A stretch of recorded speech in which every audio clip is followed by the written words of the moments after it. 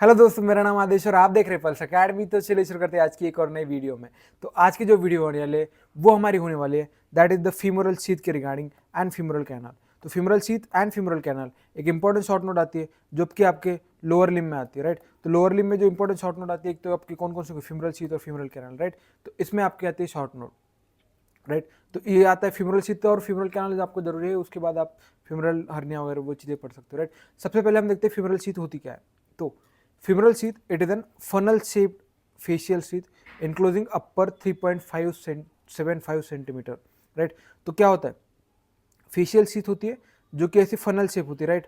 तो ये वाली इस तरीके से, और ये कितना कवर करती है, डिस्टेंस जो होता है कितने उसको कवर करती है, अपर 3.5 सेंटीमीटर जो फीमरल वेसल्स होती है वो इतने को कवर करती है, राइट। उसके बाद ये जो बेस है एंड अपेक्स ऐसे अगर है तो बेस जो होता है it is directed upward toward the abdominal cavity and apex merges with the tunica adventitia of femoral vessels।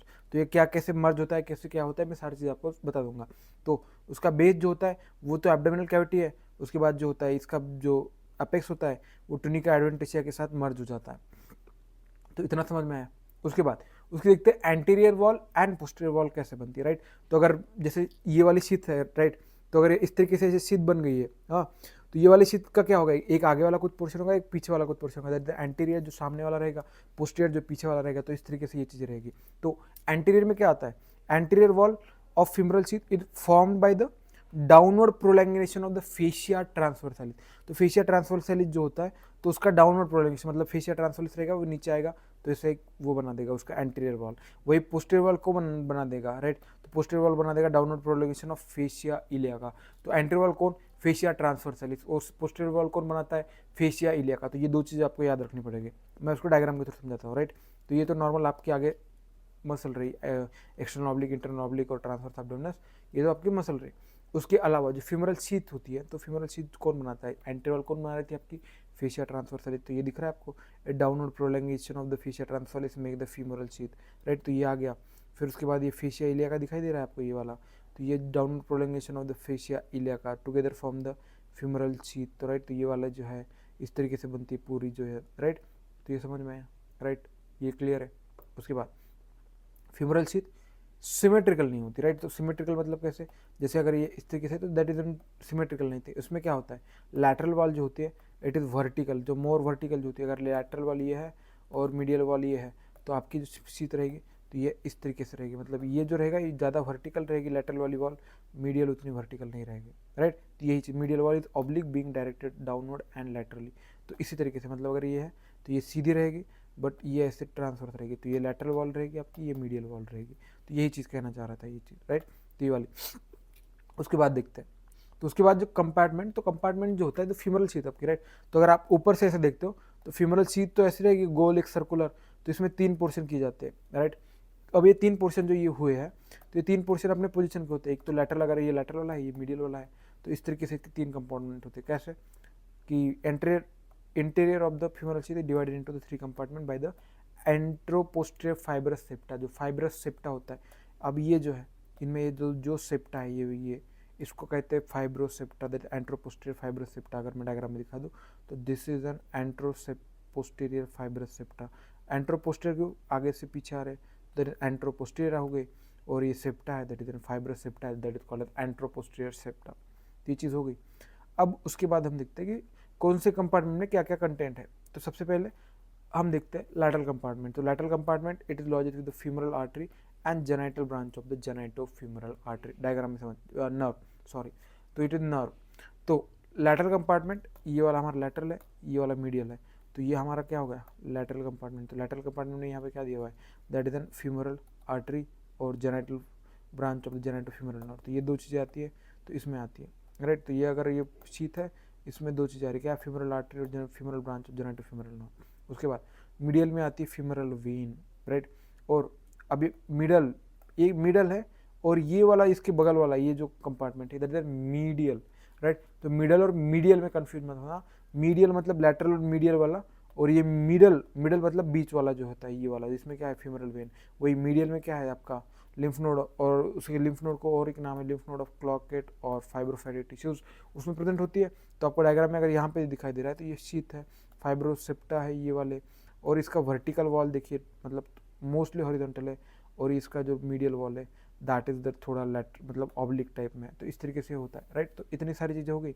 इसमें 3 कंपार्टमेंट में पहले में क्या है, that is an femoral artery हो गई, femoral branch of generative femoral nerve हो गए, उसके बाद फीमोरल वेन हो गई, और लिम्फ नोड ऑफ क्लॉकेट और रोजर मर्स, तो ये सारी चीज़ हो गई, राइट।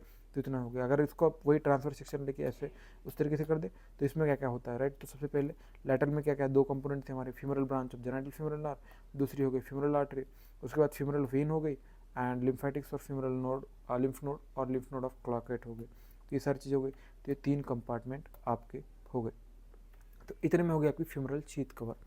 अब फीमोरल शीथ के साथ आप फीमोरल कैनल में क्यों पढ़ा रहा हूँ, क्योंकि फीमोरल शीथ का एक कंटिन्यूएशन मतलब उस तरीके से इसका जो मीडियल जो कंपार्टमेंट होता है उसको फीमोरल कैनल कहते हैं। जैसे it is an short fascial to the medial compartment of the femoral sheath. तो अगर ये डायग्राम दिखा दो आपको, तो ये डायग्राम है, तो इससे तो ये वाला जो मीडियल कंपार्टमेंट है this is a femoral sheath, तो ये वाली जो है so this is called as the femoral canal.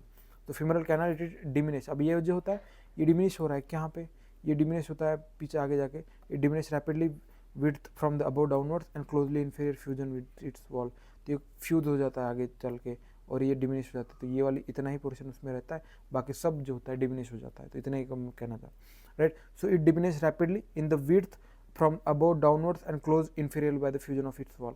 upper end of femoral canal opens into the abdominal cavity by the femoral ring, right। तो abdominal cavity में जो अपर ring बनती है तो that is femoral ring, a fatty areolar tissue called as the femoral septum normally closes it, right. तो fatty areolar tissue जो होता है उसको femoral septum कहते हैं, तो क्लोज करता है इसे। और क्लोकेट जो lymph node होते हैं, it is N lymph node situated in the femoral canal and the canal provides a dead space for the expansion of femoral vein during the increased venous return। तो क्या है, अब ये जो होता है तो इसमें क्या होता है कि जो कैनल होता है, ये जो फीमोरल कैनल होता है, तो वो क्या करता है, डेड स्पेस प्रोवाइड करता है। डेड स्पेस मतलब क्या होता है, खाली जगह। खाली जगह किस चीज़ के लिए, खाली जगह जब भी मतलब आपका वेनस रिटर्न बढ़ जाए, तो वेनस रिटर्न जब बढ़ता है तो उसको जो फीमोरल वेन होती है उसको जो अकोमेट मतलब उस चीज़ के लिए जगह मतलब राइट, एक पाइप है जैसे ज़्यादा पानी भर रहा है तो उसके पाइप को एक्यूमुलेट करने के लिए वो चीज़ जो होती है डेड स्पेस यूज़ किया जाता है, तो उसी को हम कहते हैं तो फीमोरल वेन। अब इसकी बाउंड्रीज में आती है, बाउंड्री वगैरह आपको याद रखती है तो रख लीजिएगा, राइट। तो एंट्री में आता है इंग्वाइनल लिगामेंट, मीडियल में आता है शार्प एज ऑफ लैक्यूनर लिगामेंट। तो ये फिर सर्जरी में भी यूज़ किया जाता है कि अगर सर्जरी हर्निया की करनी है तो इसको कट करते हैं मीडियल वाले। तो एंट्री में क्या है, इंग्वाइनल लिगामेंट, मीडियल में क्या है, लैक्यूनर लिगामेंट, पोस्टीरियर में क्या है, पेक्टिन प्यूबिस, और लैटरल में क्या है, फीमोरल वेन। तो राइट, तो मोटा मोटा ऐसे याद रख लेना कि लैटरल में तो क्या था हमारा इस टाइप, तो मीडियल में ये दिख रहा है, तो इस वाले क्या है, फीमोरल वेन।